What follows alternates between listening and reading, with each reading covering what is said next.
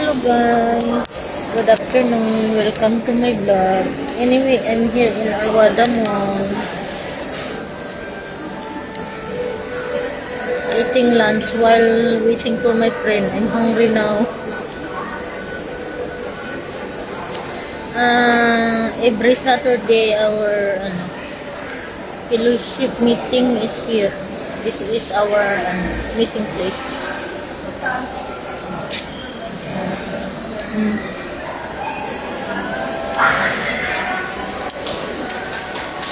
And I'm hungry, that's why I'm eating.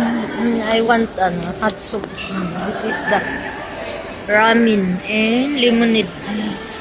I'll buy pichi nilupak, sapin.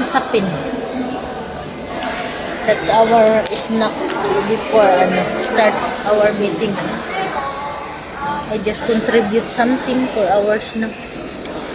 Because every time we have meeting, only Atimi and always buy our food.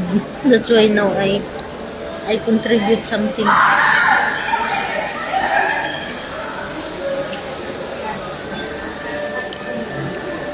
No need to buy an expensive food, just simple food. As long as we can contribute something. Anyway guys, today is Saturday. Today is weekend. Today is my day off at work, but instead of spending my time doing nothing, I spend my time in church. Now we have a fellowship meeting. After fellowship meeting, I need to go straight to the church for our church service tonight.